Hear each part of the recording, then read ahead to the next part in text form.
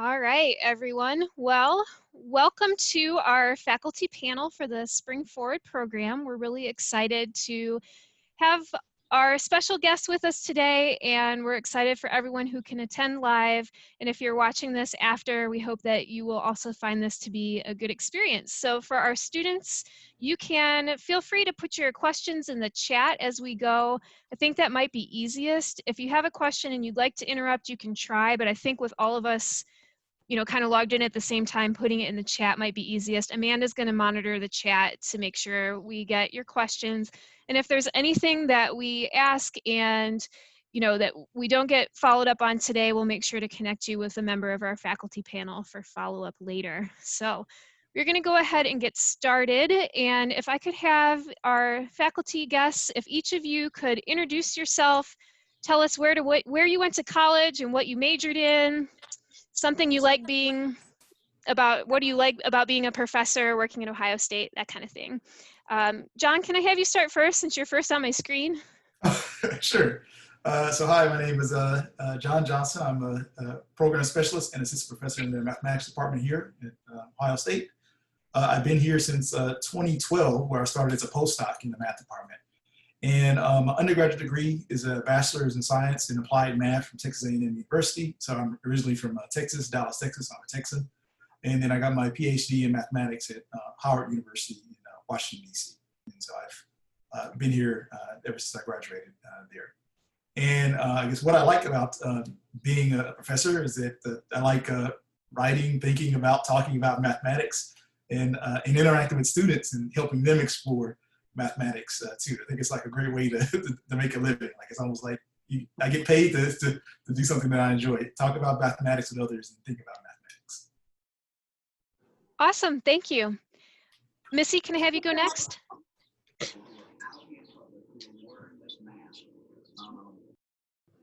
I'd be happy to go next. Thank you so much, Amy, for letting me be part of the panel today. I am Dr. Melissa Beers, and I teach psychology here at Ohio State. I direct intro to psych. I came to Ohio State as a freshman in 1988. That's a long time ago. And I loved Ohio State as a student, maybe at times a little too much for my own good. So we can talk about that later. But I really loved, I came here thinking I was going to do something else, but I just loved psychology, and so I couldn't get enough of that. And it led me to pursue my PhD. And then I didn't think I wanted a career in academia at all. I actually worked outside of higher education. I was a consultant and a research professional for many years before I came back, because I just really love the classroom, and I really love teaching students about psychology, and I love teaching students how psychology can help them live better lives. And so that is really the greatest thing about it for me. Thank you. Jasmine, can I have you go next? Hi everyone, I'm Jasmine Roberts. I'm a lecturer in the School of Communication. I've been in Ohio State for a long time, since late 2012, early 2013. So obviously I must like my job. I actually went to Michigan for my undergraduate degree. I see someone saying like, oh, for making that face. I had a great time at Michigan, but I'm very happy to be here as faculty at Ohio State. I did my graduate work at the University of Illinois, Urbana-Champaign, so I very much have hopped around the Big Ten. I was in a PhD program there, but just to be transparent with you, I actually dropped out for mental health reasons. I just didn't feel like a degree was worth sacrificing my mental health. But I am happy to report that I will be going back for my doctorate this upcoming year. So yes, so I'm very, very, very excited about that. And I tell that story just to illustrate to you all, kind of go to, how can I say this? Life isn't linear, and you might have pressure from other people to, do things a certain way, but I just knew I had to make that choice for my own personal reasons. And I think going back now was a much better choice as opposed to just trying to push through it then. But anyway, I ended up still being able to teach here at Ohio State, which truly was a blessing. And the thing that I love the most about teaching here is, of course, the students. Honestly, I probably wouldn't be in academia this long if it were not for students. And I think it's because students challenge me every single day. And then also, you know, I just love seeing the impact that my classes can have on students. I still have folks from 2013 who I'm still in touch with. So it's just one of those professions where you can actually see the impact that you're having on people. So, yep, that's enough about me. Great, thank you. And then last but not least, Eduan. Hi, everyone. I hope you guys are doing well. Thank you, Amy and Amanda, for this great opportunity to talk to the students. As Amy said, my name is Eduan Martinez-Soto. I work as a lecturer in the Department of Mathematics. I have been at OSU since 2014. I am from Puerto Rico, and in 2014, I came from Puerto Rico to Ohio State to do my master's degree in mathematical biosciences. So I used to work with infectious diseases and how people get infected and why we get pandemics and how we can try to solve them. So a very difficult and issue right now and delicate, but that's what I used to do. At some point in Puerto Rico, I did my undergrad degree in biomathematics, something similar to what I did in my master's. But at that time, when I finished my undergrad in 2013, I got accepted in another university for a PhD program, not OSU. And 2 weeks before I went to that university with all my flight tickets booked, with all my classes enrolled, they sent me an email that they ran out of funds and they were not able to pay me for that PhD program. And I would like to clarify that I'm coming from a low income family. I am a first generation student. And after doing that, I was so disappointed. I was so sad, of course. And I got my plan B, let's do a master's. But it was so late to apply. So I did my plan C, which was a high school mathematics teacher in Puerto Rico for 1 year. After that year, I realized that I love teaching and I love the interaction with students and how to see that, oh, I understand this, especially in math, which is, other than English class, it's awful and people hate it. So that's now my plan. Now that I teach and now that I'm in a better place at Ohio State, and after finishing my master's, I got hired by the Department of Mathematics as a lecturer. So I was able to do what I love, which is teaching and helping students to understand that math is not the worst subject ever. It's an art, it's language, and it's also a lifestyle. And I really enjoy that with the students. And something that I like to be a professor at OSU is, as I said, is to help the students not just be good at math, but be better in life and have a great undergrad career and go for more, because anything is possible. Since I am a example that I can tell you, coming from a different language, a different culture, and a different educational system. So for me, it's very nice to have that connection with my students. Great. Thank you to all four of you for introducing yourselves. And just as you were describing who you are and where you're coming from, I know that many students in our program can relate to all four of you in some way. So I really appreciate, again, your time being here today. So I'm going to start with the first question, and you can decide who wants to jump in and take it from here. But the first question is, did you experience struggle in college? I see a lot of head shaking. Who'd like to go first? I can start. Well, in my case, when I was in undergrad, I can tell you two of them, undergrad and grad school.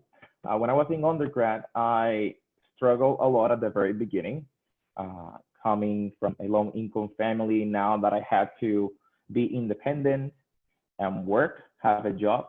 At that moment, I used to play basketball. I played for the team. I played college basketball in my university. So I had to split my time between going to practice, having good grades, and working. And my first job was at a McDonald's. So I was working as fast food. And having that, trying to have that balance was very hard for me. A semester where I can be honest with you, I dropped one class and I got 3 C's in the same semester. So my GPA was below 3.0. So I was at risk of losing my scholarship. And I say, no, I need to prioritize what is first, which is my future. And I need to study and focus more and try to organize my agenda so I can do better. And sure, I did. So I'm here right now talking with you. I was able to have a better balance in my studies and be successful. And same in grad school. It was kind of different. It was a culture shock to come to Ohio State, big school. It's a big university in comparison with the 2,000 people in my university at home. So I had to also try to look for resources, try to find communities where I will feel more comfortable. For example, I joined the Puerto Rican Students Association, so I can feel like I was at home. I am the faculty advisor of that association, which is nice. But I was always trying to find distraction, try to find that I feel like home. And that's how I was able to survive this big school called OSU. Yes, I know that there are some people listening right now who can definitely relate to trying to find your place and surviving at OSU. Thank you. Would anyone else like to tell us a little bit about your struggles in college? Missy, go ahead. Thank you. So I came to Ohio State from a high school where I was really successful. Like my high school was not actually hard for me. It was a smaller high school. I was kind of like the big fish in a small pond. I didn't have to study very much. And then I came to Ohio State and it was the shock of my life. Everyone seemed so much more together than me, and the classes all of a sudden they expected so much more from me. And I, instead of asking for help or instead of trying to ask for resources or to talk to people to get help, I just sort of turned my back on a lot of things. And I a lot of time distracting myself with things that were not classes. And I did not ask for help. I kept thinking, oh, I'd do badly on a test or an assignment. And I think, oh, I'll just study harder for the next one. But I never went and asked for help. And so things just got worse and worse and worse. And it was just very intimidating. And I felt that I just wasn't smart enough. Like it just wasn't good enough. And so that was my problem. And it took me a long time to figure out that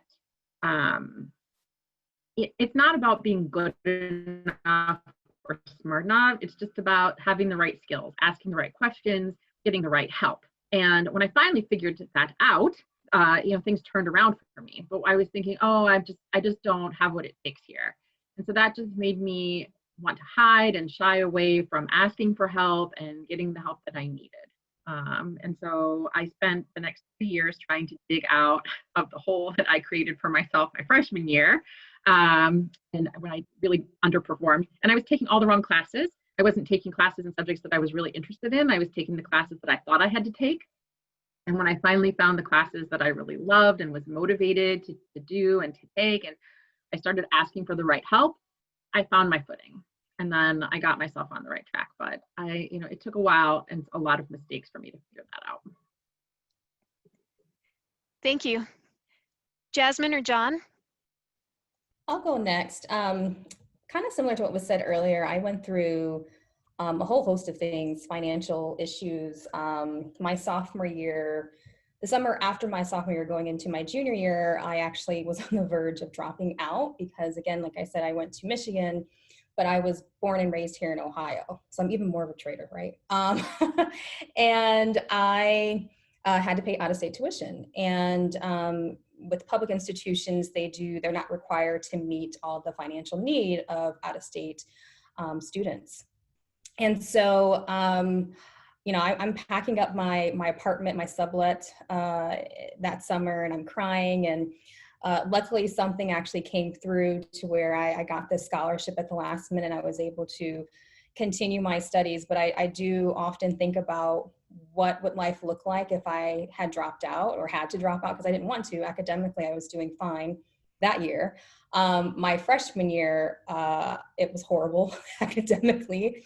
I wanted to major in marketing and minor in Spanish, and I ended up getting C's in all of my classes, including my pre-marketing and Spanish classes. So I just thought, well, maybe these things aren't for me. But I just ended up kind of like what Dr. Beers was saying. I just ended up trying to ask the right questions and seeking out the right resources. So it didn't happen until my last year of college, but I ended up enrolling in therapy. And so that helped a great deal. I got involved in student organizations. And so people that I knew in those organizations knew of other people who could help me out. And it wasn't me asking for help specifically. It was just me talking about the issues that I was going through. And then, you know, someone else saying, yeah, I can relate to that, but so-and-so helped me out. And so I would, you know, reach out to those individuals. I connected with a few professors, and of course, you know, I'm sure your professors tell you all this all the time. Going to office hours does help, even though I know there are some professors, honestly, who make it kind of weird. But it does help a great deal. And I will say, though, it's still difficult as a first generation. So I am first generation college graduate, low income, all of the above. It is still difficult because, you know, in college, I didn't really feel like, I mean, I had my group, but I didn't really feel like I had the social and cultural capital to really succeed in college. Like for the first time when I went to college, and I hope this isn't offensive, I saw, for example, Black people who I could really, really relate to, because in high school, for whatever reason, I didn't really have the cultural identity of being Black, at least in the way that I saw it. And then when I went to college, it was like, oh gosh, I found my people. But a lot of my friends, regardless of race, they couldn't relate to my experience being first generation. I mean, my friends' parents were doctors and lawyers and engineers and this, that, and the other. So regardless of their race, they still, I felt like, had the social capital to succeed in college. And I just didn't have that. I couldn't go to my mom and ask her how to manage my time. I mean, I had the emotional support of my parents, you know, go through college. But when it came to like actually navigating the collegiate experience and system, I just didn't have that. And it's still weird now. You know, I've graduated from college. It's been over like 15 years now. I still feel weird because when I go back home, I can see the gap widening between my family and me. Sometimes it feels like we're speaking a different language, and that's tough. I deal with a lot of guilt, going away, pursuing, you know, an academic career. I get annoyed sometimes when, you know, for example, some of my uncles will say something so sexist, and I'm like, what are you doing? You know, but I don't want to be the bougie, you know, niece who went away to college and now she thinks she's better than everyone. So it's still tough to negotiate like that identity that, you know, I went away to college and invested in my education to escape what I felt like was the life that was already planned for me. I didn't want that. But it's still really difficult in the sense of, again, when I go back home, I don't really feel like I quite fit in. And then even now when I hang around people who are college graduates, who are academics, for instance, or just have a college education, there's still a level of like, you know, there's a line from, I'm not sure if you all have heard of the show Little Fires Everywhere, but there's a line in there, one of the characters says, you didn't make good choices, you had good choices. And I just feel like so many of my friends fit into that category where they had good choices to make, whereas I didn't have those good choices. And so there's still somewhat of a disconnect there. Thank you. That's really powerful. I have a follow-up question for you, but before I ask it, I want to make sure that we give John the chance to answer the question. John, if you'd like, talking about struggles in college. Oh, sure. Yeah, I would say that my struggle was centered on mindset. So in my case, I wasn't a first generation student. So my mom had a college degree from Texas A&M University. My dad had a high school degree. But I was the first one in my family to earn a PhD and then actually kind of work in the academy, which kind of has like as a profession, like its own kind of, it's not like working in a corporate environment or an industry, like it has like its own politics and power structures and access issues that are quite kind of shocking, especially for those entering the profession the first time and trying to navigate it. But it's when I was at Texas A&M, I would often feel like extremely isolated, like being the only black guy in my math class, especially my advanced math classes. I knew a black woman who was a math major, and by the time she graduated, she was just she was great. That she was just kind of so sick of the experience that I believe I've lost contact with her. But at least she decided to kind of focus on teaching, and I think had initial interest of pursuing like an advanced degree, a graduate degree in math, and just kind of was done. And that also was tied into like imposter syndrome, not feeling that I'm good enough. When I started Texas A&M, I started in a pre-calculus class, which is I didn't find this out until years later, talking to other mathematicians, that's a typical kind of atypical background for mathematicians. So people that go and earn their PhDs are starting at a pre-calculus level or below. But I mean, that's the class I tested in, and so that's the class I started with. And then also trying to, I guess, reconcile my identity with being interested in mathematics with being a black guy.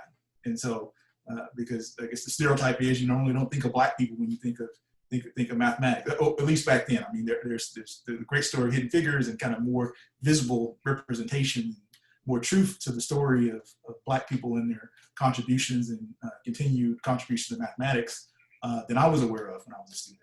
But trying to reconcile this kind of, you hear like, if you're in a calculus class, like Leibniz and Newton, did these things. Like even with the pandemic, you hear like these ridiculous stories about, Isaac Newton invented calculus during when Cambridge University shut down for the plague for 2 years. And of course, like a lot of myths, most of the interesting and important details get swept under the rug. That Isaac Newton didn't come from he come from a well-to-do family that could take care of the cooking and cleaning while he could presumably, I guess, think deep thoughts and everything. And also too, like there's questions about it's not as smooth a path as people make it, but you kind of grow up with these myths of how mathematicians are made or how you kind of progress in a profession. And I think those are kind of damaging. Well, not kind of damaging, they are damaging because they're not realistic for how things are actually done. For me, the National Society of Black Engineers was like, it was great. So I was the only math major in the group, but it provided me a cohort and a community as I was kind of matriculating. And even though we weren't in the same classes, we can kind of identify that we were struggling. And we say, this is real hard. And say, yeah, this is hard. But then we all kind of get back together in our study groups, this kind of mutual support with each other. And it was inspiring to see not all Black people in NSBE, but other people of color and Black people kind of succeeding, struggling, working, very smart, determined, had their futures planned out, say, I want to work for this company, or I'm going to get this internship. Like it really clued me in on a lot of things, because a lot of stuff I just didn't know. I just said, you get good grades and doors open up for you, and it's not and it's not like that at all. And really that kind of actually my experience at Texas A&M of being isolated and then finding this community with the National Society of Black Engineers influenced my decision to go to Howard, get a PhD program in mathematics. At the time, Howard is a HBCU, a historically Black college and university.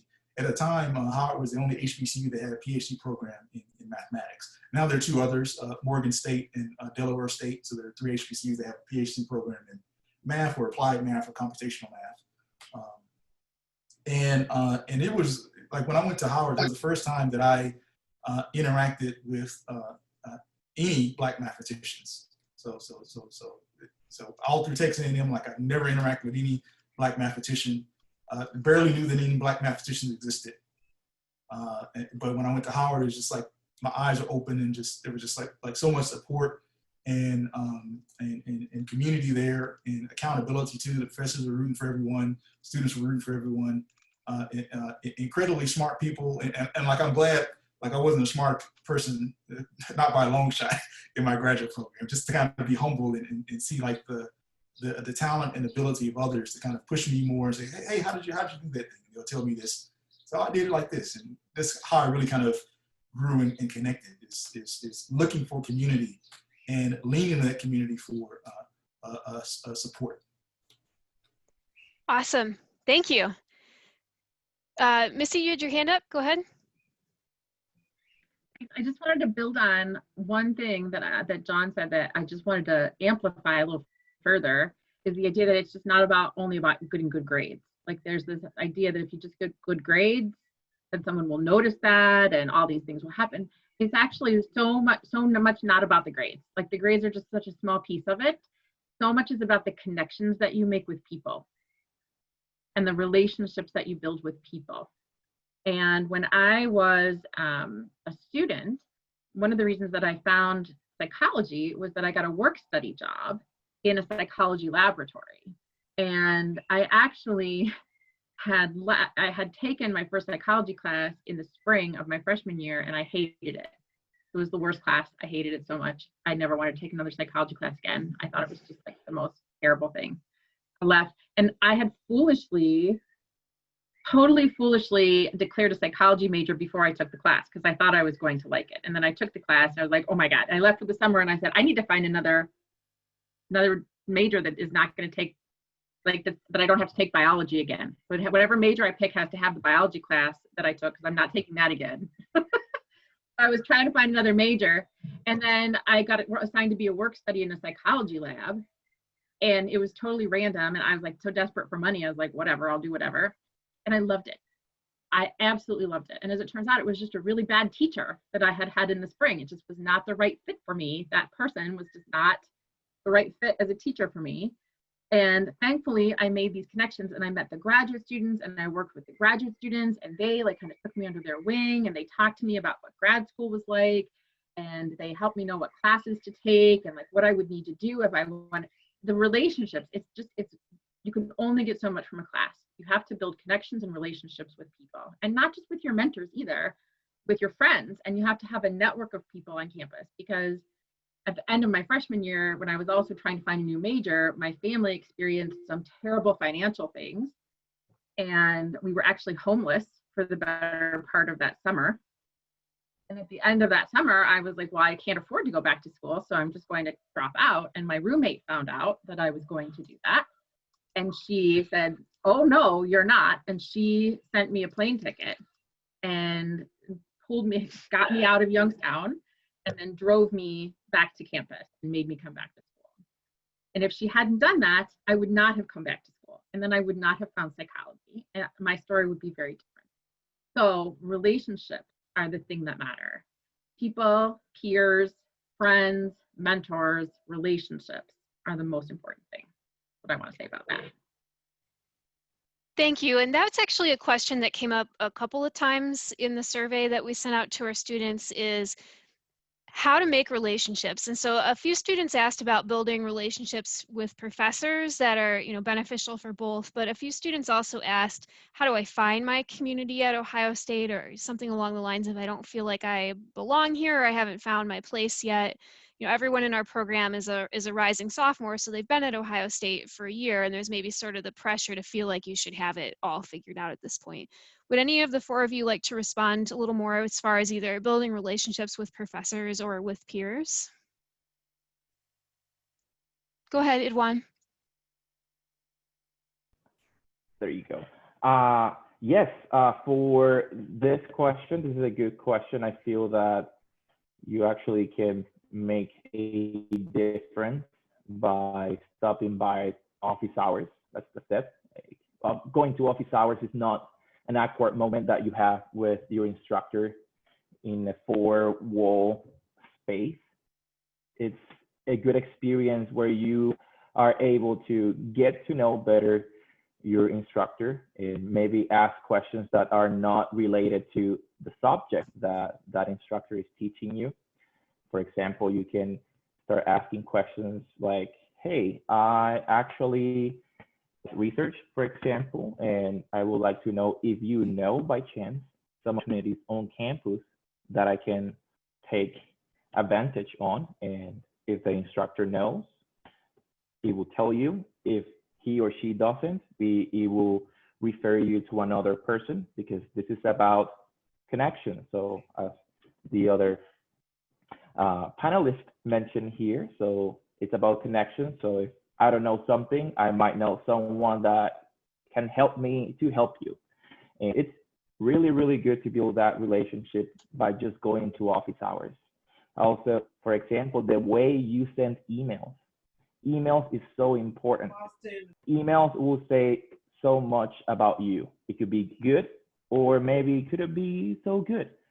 Just sending a proper email with a nice subject, nice greetings, good body, a good signature will make the difference. Even though maybe we don't know who you are because we are in a big lecture hall and we have so many students, but we will notice, oh, this name, this person is so good sending emails. So that could reflect a good translation about this is a good student, even though we don't measure by having good students or not good students, because that's not at least what I do. I usually like to have that indicator as, okay, this person understands the language of college in terms of talking and building relationships, because a good communication and a good email will help you a lot. That's one indirect approach that you can make with your instructors. And also that's one of the things that we do not like. Emails that look like text messages. We don't like emails that look like text messages, so please avoid them. Try to be a professional, because now we are getting into the pathways of becoming professional, so we need to start behaving like professionals, and that's a good starting point. Also, I would like to add for that question that how we make connections. Also, you can go to conferences, for example, or fairs. That OSU does a lot of fairs in the union, in the student center, that you can attend and talk with people. Be ready to have your CV or academic resume, and you can make copies, tons of copies of it, and you can drop it everywhere, because that's a good thing. You don't know when you will receive an email from someone that you accidentally dropped the CV or your resume in that table, and that will open you a lot of doors. And as the other panelists mentioned, it's not about good grades only. It's about getting opportunities in your undergrad. If you can go to an internship during the summer, if you can go to do extracurricular activities, that will boost up your CV or academic resume. That helped me personally. It helped me. I wasn't a 4.0 student in college, but I went every summer to a EU program. Those are called the research experience for undergrad students. So I had the opportunity to travel for free. That's a good thing. I haven't paid any penny since I am in 10th grade from high school. Thanks to looking connections and trying to do all my tasks correctly, a lot of open doors have been for me, and I'm very grateful for that. So if you do that, you will be able to, be very successful, and you don't need to have a 4.0 GPA, and that's my case. Something else before I forget, because I always forget at the moment, and then when I turn off the microphone, I remember so many things, turn off the microphone. But in my case also, I was able to, as I said, go into the summer internships in the United States for free. And I was able to meet so many wonderful people from different cultures, different race, different languages. And that also helped me to understand that there are also other people with the same passion as me, the same interest that you can share with them. And that will help you to maybe get meaning in your life, because that's what we're looking for. Remember, Mark Twain said that we have two most important days in our life. Is the day that you're born and the day that you find out why. And that's for the second day that you need to work with. And that's why you are here, because you have a meaning, and that's the meaning that you will be looking for, thanks to those opportunities that you can build with a simple conversation with a professor or any academic advisor or someone else that you will never imagine that that's the person who will change your life. Great, thank you. So I know that we told our students we would go until 3:45. If anyone is able to stay longer than 3:45, that's awesome. If anyone needs to leave at 3:45, that's also okay. I also want to invite students, if any of you have questions, to go ahead and pop them in the chat.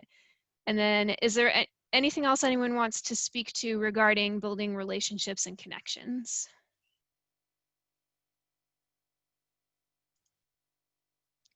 John, did you have your hand up? Yes. So I guess real quick, I guess building relationships and connections. So this is the insight and conception that I learned from Carrie Ann Rockamore, who's like the founder of the center called the National Center for Faculty Development and Diversity. Like brilliant Black woman, in my opinion. But she has like this notion of mentors and sponsors and collaborators. And I actually kind of give you like a personal practice. And so like I drafted an email to send to a dean. So for those of you who don't know, a dean is someone that's high up in the academic hierarchy. They kind of oversee a college typically. Basically asking they had like experience and proven success doing something. And I just sent an email saying, hey, do you have like a chance to do like a 15 to 20 minute conversation about this thing that you did? Because me and my colleagues are interested in doing this thing that you did. So that's like a mentoring nugget in that sense. So it's not like I'm not asking the dean. The dean's very busy, of course, and there are many deans, but I'm not asking them to work with me for now to the end of my career. It's just like I made it like this kind of small little ask that I just sent this morning, and I was nervous about it because I said, well, who am I to, just to email the dean just out of the blue? And I said, well, I mean, and then I had to remember that I'm at a university. And university is like that's kind of like the definition of university, that we're in our own universe filled with kind of very smart, very knowledgeable, very experienced, very talented, very capable, very connected people. And that's part of it, just kind of recognizing that we're in a unique and kind of, in certain ways, privileged environment. And to kind of understand that we automatically have connections with a lot of people. And a lot of times it's just an email away, just looking at, you can look up anyone's email address at OSU. Now, whether they reply or not, that's up to them. But you can always say, hey, they did this thing. I'm just going to say, do you have time for a 15 to 20 minute conversation? Do you have time for a 15 minute coffee? And then it's up to them to say yes or no. They can control their own schedules. But whether it's the president, whether it's the dean, whether it's a faculty member, think of it like everyone in the university is there for you to access because they have something that you need. And so really the hard part is trying to identify the people that have those things that you need, whether like your professors say, hey, I need some help studying, like you have any study tips? Can you meet up with me 15, 20 minutes to give me some study tips for a class? Or what is research like in this subject? You have 10 minutes to talk to me about research in this subject. What's grad school like in this subject? You have 10 to 15 minutes to talk to me about that. Why did you get interested in this subject? Because I have this view that really like any subject, any knowledge, any experience is not in the books. Like we go to class and then of course you have to do well and work hard, and then of course it's kind of given. And if you stumble, then there are ways to get around it. But all this stuff is really not in the books. Like this is just telling you what happened in the past and what people are kind of noticing that helped it helped in their past to kind of build to your future. So like the stuff is really between the connections and the community that exists in the university. The books are just there to kind of carry some wisdom that we can try to excavate in a convenient format. But the wisdom is not actually no book or no class. It's in this connection that you have with your fellow students, the faculty at Ohio State, and the staff at Ohio State. So just consider that you're just an email away for anyone, from the president on down to any student that has some experience or knowledge that you're trying to gain access to. That's really great advice. And, asking for 10 or 15 minutes of a time makes it easier for the person you're asking, but also makes it less intimidating for you as well as the student. So great advice. We have a question in the chat, which is, how do you ensure that students feel comfortable in their learning environment and empowered to join the discussions? We had similar questions asked in our survey as well. So either from the perspective of a faculty member, what do you do to help make your environment great for learning, or what advice do you have for students to feel empowered to participate in their learning? Yeah, I can answer this one because it's something I'm really interested in. I try to bring my full self to my job. I talk about my Blackness. I talk about the fact that I'm a woman. I talk about the fact that I'm queer. I humanize myself, in other words, and I find, and nothing against my academic people, I find that we struggle with that. We have in our mind what a professor is supposed to look like, literally, physically, and in terms of how we're supposed to carry ourselves. And I purposely disrupt that because I am a disruption of what a professor is supposed to look like. And I want my students to connect with me, but also connect with the material, what we're talking about. But I think that starts with me. And so that's really important. I talk about my mental health journey. And I cannot tell you, and this is not to like gloat about myself, but I cannot tell you how many students felt like they were affirmed in their experience, felt like they could come and talk to me about their struggles, whether that was related to mental health or not. So I really try my best to, again, humanize myself. And I think that just helps in terms of the perceived power dynamic that I think some of us have between students and professors. I also think it kind of levels, again, the dynamic. Professors, yes, we have gone through educational training and what have you, but I'm really interested in hearing what my students have to say about what we're talking about, because students are also contributors to academia. Their knowledge is also valuable. And so, at the beginning I said, one of the reasons why I love my job so much is because students continuously challenge me. That's one thing that I look forward to in my classes. And I feel like students are only comfortable in doing that if I first take those risks. There's a saying among some educators that we can't expect students to take risks if educators are not willing to take risks themselves. And so I really try to do that, and just kind of a more practical thing that I do, I try my best to make real world applications or connections between what we're talking about in the classroom and outside. So I'm in the school communication, so it's a little bit easier. We have news discussions, and I talk about crisis communication campaigns, some that have been successful, others not so much. And so I think for students, it matters in terms of translating the academic jargon to, okay, how does this apply to real life? Great. Go ahead, Missy. I just want to chime in here because one of the other things that I do, this is a really great question, and I'm so glad that this was asked. One of the things that I do is I actually teach the psychology graduate students how to teach. And it is a great question. How do we ensure students feel comfortable and empowered and included in discussions? You have to also think very many teachers in the university have never been taught how to teach. They're experts in a subject area, but they all have almost none and almost no training at all in terms of how to be effective teachers. And just knowing a lot about a subject is part of being a good teacher, but it's not everything. And so a lot of what I do is help the graduate student teachers in psychology understand things like, how do you structure a discussion so that everyone can participate? And just asking a question and hoping that somebody throws you an answer does not ensure that everyone will be included. So sometimes you might encounter situations where you're not able to, or you don't feel comfortable, or there's not a vehicle or a mechanism for you to contribute. And in that case, maybe you might want to ask your professor to offer different options for you to participate.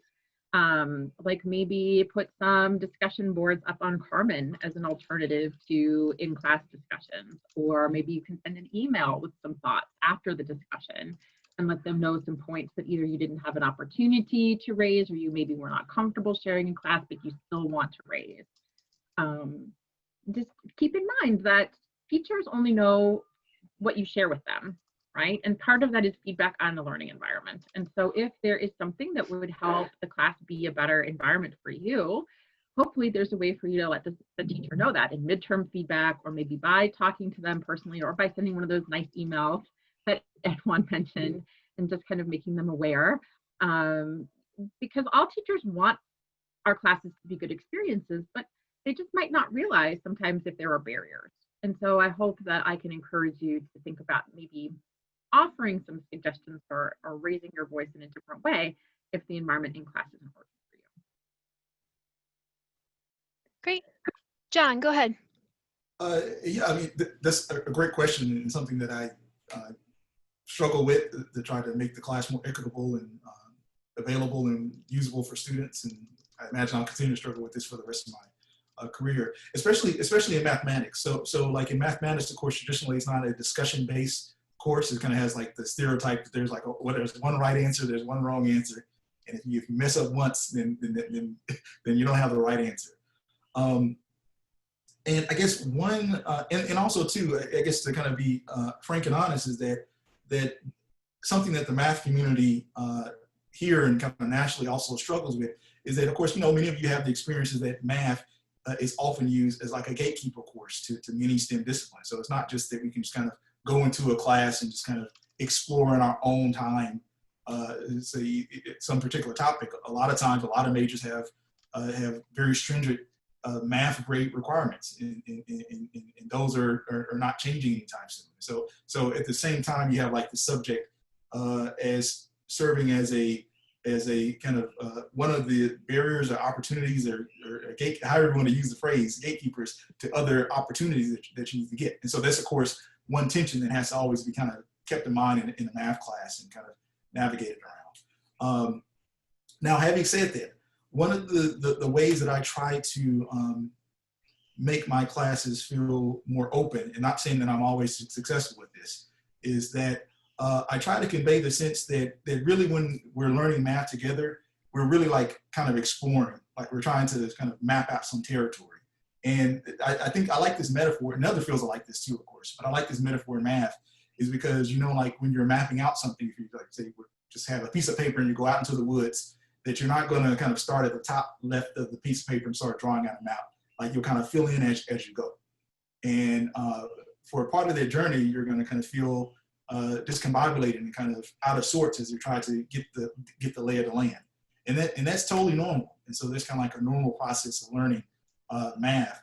And so for me, like I feel like when students come to office hours, it's great to get a chance to have like a one-on-one or a small conversation with them and say, oh, well, so where are you having troubles? Can you kind of show me what's going on? And they write something and I say, have you thought about this? And it's kind of like this, we're exploring this topic together.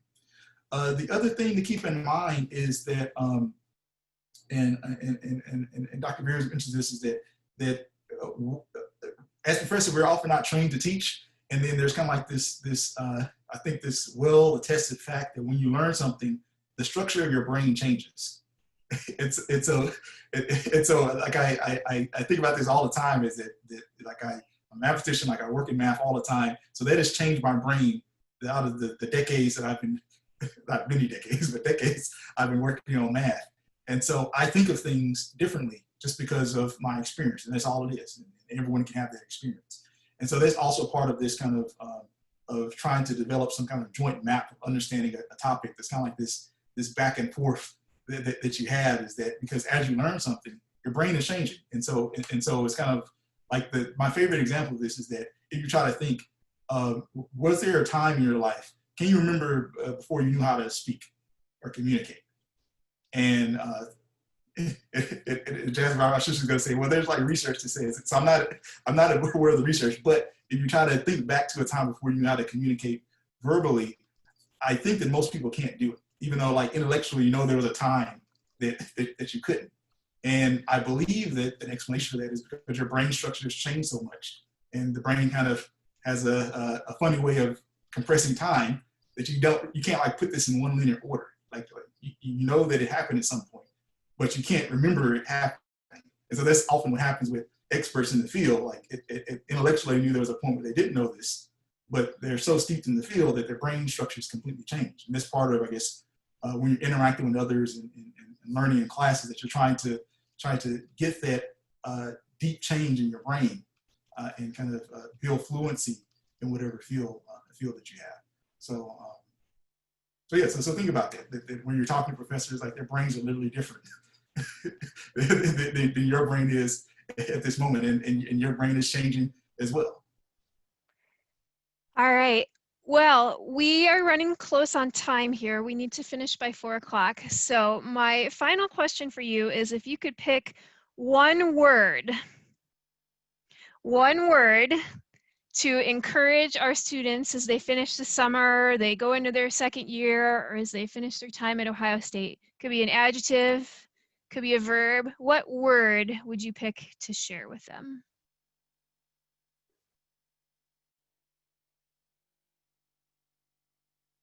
Can you repeat that one more time?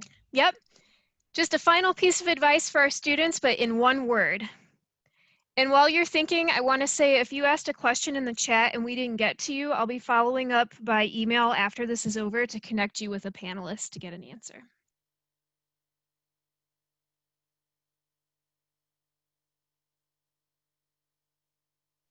I've got one. Go ahead, Dr. Beers. Thank you. I'm gonna say the most important word is hope. Always have hope.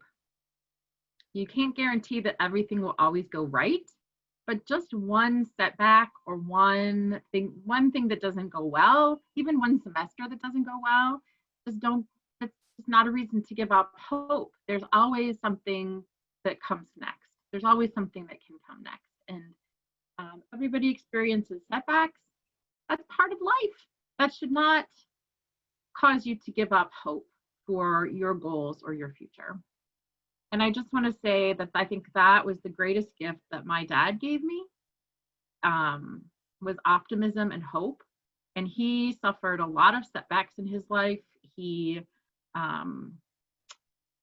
lost his business, and like I said, we lost our family's home, and he struggled finding jobs late in life.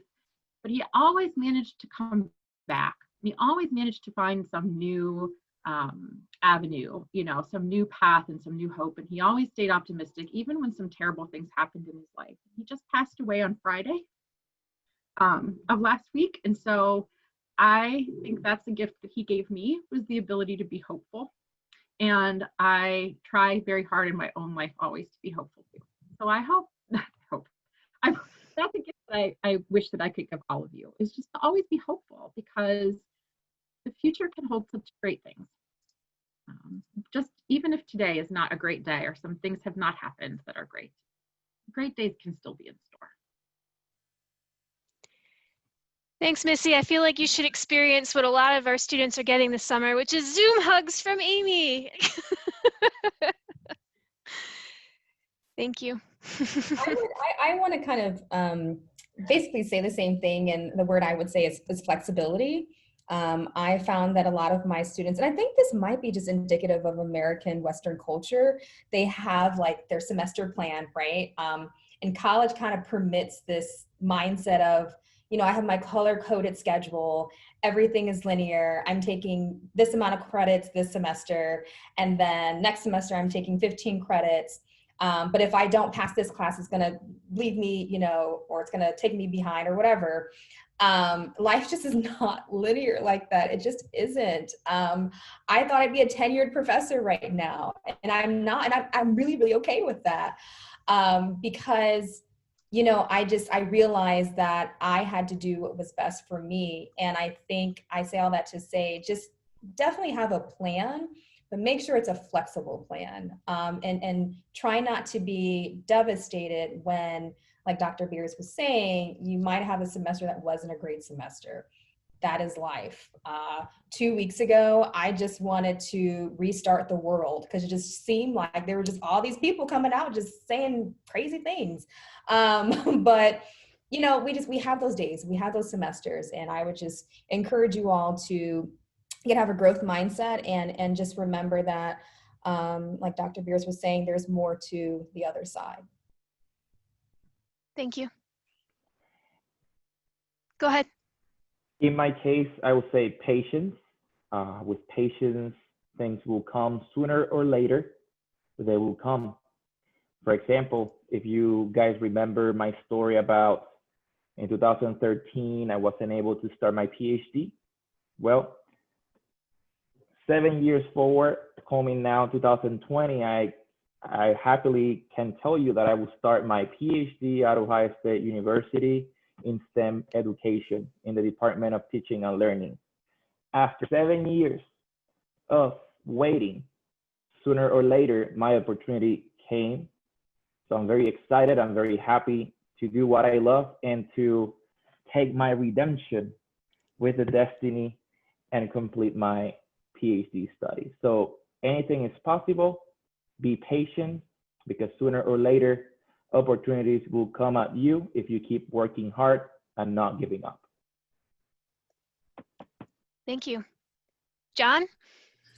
I would say community, and all of you have already part of community with SpringForward, is that finding a good supportive community that will keep you accountable and will support you and celebrate your victories and your wins. But also kind of more importantly is to support you like when you're feeling weak or things are not going well, or you experience failure or setback. And also to kind of put things in perspective for you, that they keep you humble. And yeah, community is key. Just leaning on those people that have your interest at heart. And then also, I guess, learning to trust those people in the community when they say, oh, I think you should do this, to kind of, you know, try that out. Or they say, oh, I think you need to kind of step back on this. It doesn't look like it's going too well for you, I'm going to say. Kind of learning to kind of trust and then also reflect on your own needs within that community. Try to get what you can. So community is what I would say. Great. Well, I want to thank the four of you so very much for your time. You've shared such excellent wisdom with us this afternoon, and I know that your stories mean a lot to our students. And as you're speaking, I can think of specific people in our program who probably are really happy to hear what you've shared today. So again, we really appreciate your time. I will follow up with you and a few of our students who didn't have questions answered. But again, thank you so much.